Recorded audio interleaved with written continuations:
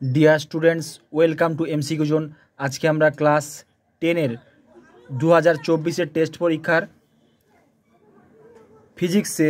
Physical साइंसर আমরা question এবং তার অ্যানসারগুলো আলোচনা করব। এটা হচ্ছে কোন স্কুলে দেখে নাও, বালিয়া নফরচন্দ্র বালিকা বিদ্যালয় এইচএস, যেটা আমাদের গড়িয়াতে আছে। ঠিক আছে, গড়িয়াতে আছে। তো দেখো প্রথম কোশ্চেন কি আছে, বিভাগ কয়ের কোশ্চেন। বায়ুমণ্ডলের কোন স্তরটির ঘনত্ব সবচেয়ে বেশি? Troposphere, stratosphere, mesosphere, thermosphere. উত্তর হচ্ছে ট্রপোস্ফিয়ার। নেক্সট হচ্ছে চার্লসের সূত্র অনুযায়ী 0 ডিগ্রি সেলসিয়াস উষ্ণতায় কোনো গ্যাসের আয়তন V0 হলে বা V0 হলে -1 ডিগ্রি সেলসিয়াস উষ্ণতায় আয়তন কোনটা হবে? এখানে এটা হচ্ছে অপশন ডি, 272/273 V0। তারপর হচ্ছে কোনো গ্যাসের বাষ্প ঘনত্ব 8 হলে গ্যাসটি হবে কি হবে? আমরা জানি কি বাষ্প ঘনত্ব, আমরা কি জানি যে আণবিক গুরুত্ব সমান, এখানে লিখছি দেখে নাও, আণবিক গুরুত্ব সমান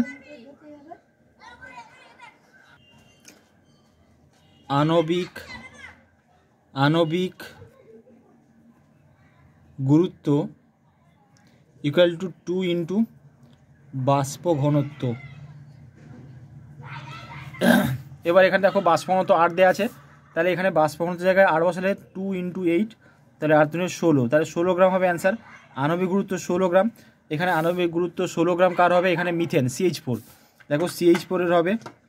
কেন হচ্ছে কার্বন হচ্ছে 16, কার্বনের আরও গুরুত্ব হচ্ছে 16, আর হাইড্রোজেনের 4টে আছে, তাহলে 4 হবে, সরি কার্বনের 12 আর এখানে 4, 16 গ্রাম হবে। তাহলে অ্যান্সার হচ্ছে এখানে অপশন ডি, মিথেন। নেক্সট হচ্ছে দৈর্ঘ্য প্রসারণ গুণাঙ্কের একক নয় কোনটা? দেখো কেলভিন ইনভার্স বা degree Celsius -1, degree Fahrenheit inverse, এটা হচ্ছে অপশন এ হবে, জুল ইনভার্স 1। তারপর হচ্ছে আলোর প্রতিসরণের জন্য দায়ী কোনটি? হচ্ছে আলোক রশ্মির প্রকৃতি, আলোক রশ্মির ধর্ম, বিভিন্ন মাধ্যমে আলোর বেগ, কোনোটি নয়। উত্তর হচ্ছে এটা মাধ্যমের প্রকৃতির উপর ডিপেন্ড করে বা নির্ভর করে, তাহলে উত্তর হচ্ছে কোনোটি নয় হবে। পরেরটা হচ্ছে দন্ত চিকিৎসকগণ ব্যবহার করেন কোন দর্পণ? উত্তর হচ্ছে অবতল দর্পণ ব্যবহার করে, এটা হচ্ছে অবতল হবে। ঠিক আছে, লেখা আছে অবতল দর্পণ, মিস প্রিন্টিং হয়ে গেছে, তোমরা একটু ম্যানেজ করে নেবে।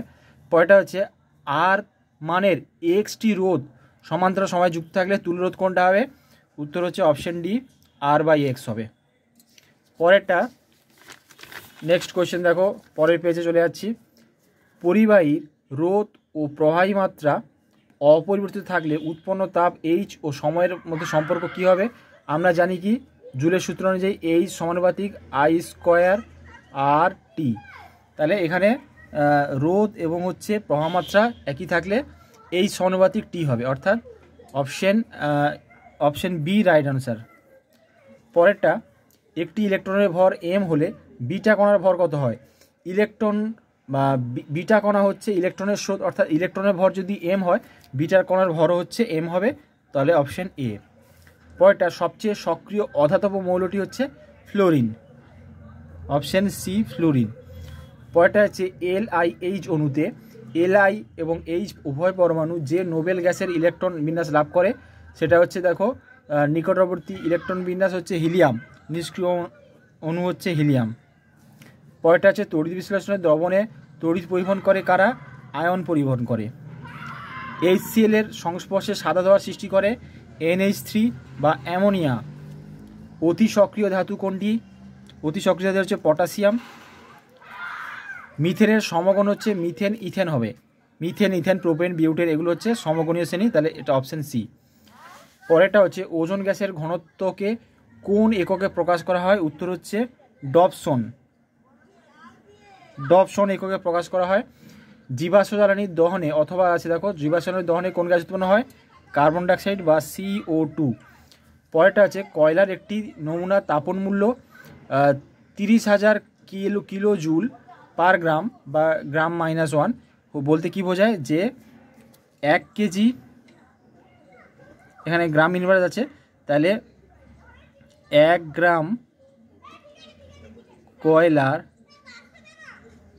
কয়লা পোড়ালে কয়লার সম্পূর্ণ দহনে 30,000 কিলো জুল তাপ শক্তি উৎপন্ন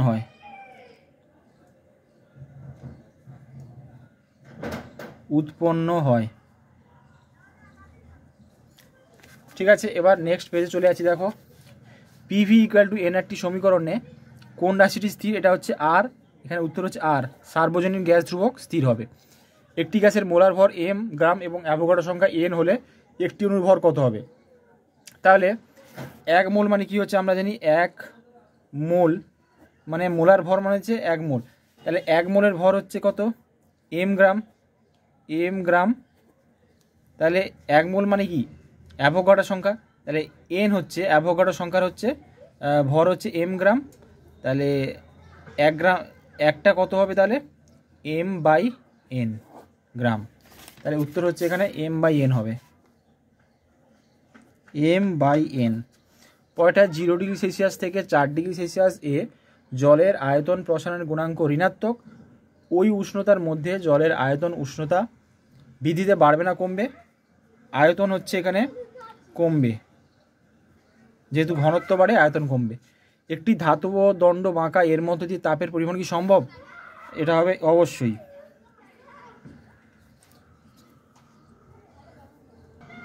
পরে কোশ্চেন কি আছে?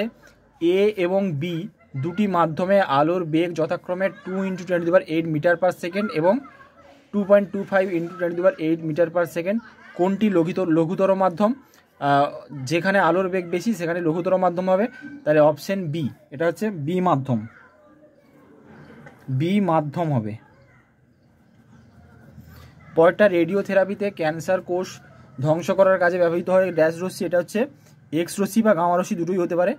এটা হচ্ছে এক্স রশ্মি।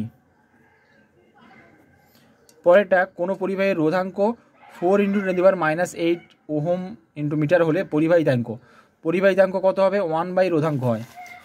পরিবাহিতাঙ্ক হচ্ছে 1 / রোধাঙ্ক, মানে হচ্ছে 1 / রোধাঙ্ক দেওয়া আছে 4 × 10⁻⁸ মিটার ইকুয়াল টু হচ্ছে, দেখো এটা যদি উপরে চলে যায়, হ্যাঁ উপরে যদি চলে যায় তাহলে হবে 10⁸/4 হবে। তার মানে 10⁸কে আমরা লিখতে পারি 100 × 10⁶। ঠিক আছে, 100 আর 10⁶ গুণ করলে 100 10⁸ হয়, বাই 4 4 দিয়ে ভাগ করলে 4 × 25 100। তাহলে 25 × 10⁶, 25 × 10⁶, এটা হচ্ছে অ্যান্সার।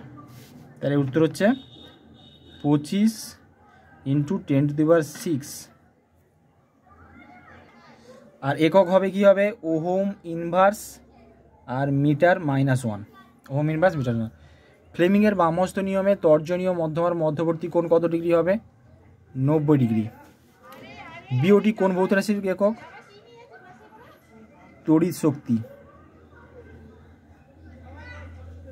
বিক্রিয়াটি সম্পূর্ণ করো। এখানে দেখো 238 92, এদিকে আছে 4। তাহলে এখানে কত হবে? থোরিয়ামের এখানে কত হবে? 200 হচ্ছে কত হবে? 30 হবে, আর এখানে 90 হবে। ঠিক আছে, 230, থোরিয়াম 90 হবে অ্যান্সার। ফ্লোরিন, আয়োডিন, ব্রোমিন, ক্লোরিনকে ক্রমবর্ধমান তড়িৎ ঋণাত্মকতা অনুসারে সাজাও। তাহলে কি হবে? সবচেয়ে বেশি ফ্লোরিন, তারপরে ক্লোরিন, তারপরে ব্রোমিন, তারপরে আয়োডিন। দীর্ঘ পর্যায় সারণীর কোন শ্রেণীতে গ্যাসীয়, তরল এবং কঠিন 3টি ভৌত অবস্থার মৌল বর্তমান? এটা হচ্ছে কোন শ্রেণীতে? 17 নম্বর, হ্যালোজেন শ্রেণীতে। মেন্ডেলিভ কিসের ভিত্তিতে তার পর্যায়সূত্র আবিষ্কার করেছিলেন? এটা হচ্ছে পারমাণবিক গুরুত্ব, পারমাণবিক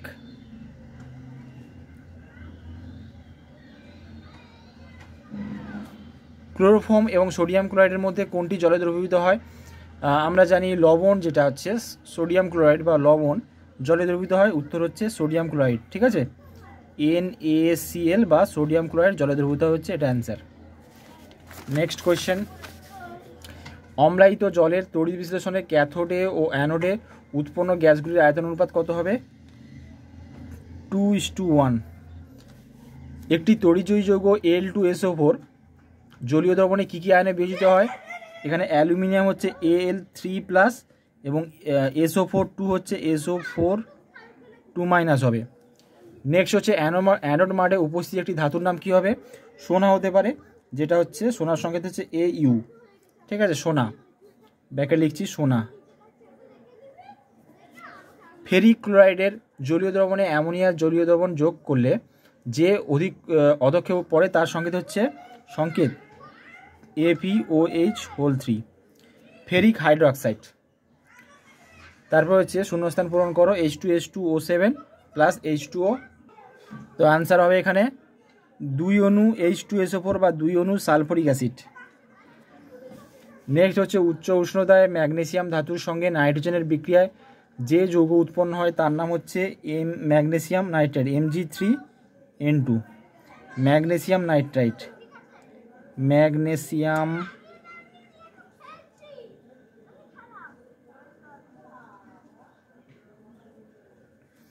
পরেরটা ম্যাগনেসিয়ামের একটি আকরিক হলো ম্যাগনেটাইট, সত্য না মিথ্যা?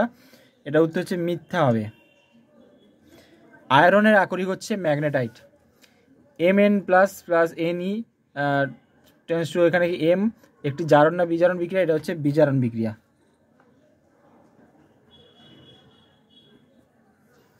প্রোপাননের গঠন সংকেত লিখিও, এটা হচ্ছে CH3COCH3, প্রোপানন। অ্যাসিটিলিনের পূর্ণ হাইড্রোজেনেশনে কোন যৌগ উৎপন্ন হয়? এটা হচ্ছে ইথেন হয়, ইথেন। নেক্সট হচ্ছে ক্লোরিনযুক্ত একটি পলিমারের নাম হচ্ছে কী হবে? পলিভিনাইল ক্লোরাইড বা পিভিসি বা পলিভিনাইল ক্লোরাইড। তো আজকের ভিডিও এই পর্যন্তই, দেখা হচ্ছে পরের ভিডিওতে। তোমাদের কেমন পরীক্ষা হলো তোমরা কমেন্টে জানাও, সাথে তোমাদের স্কুলটা লিখে দেবে।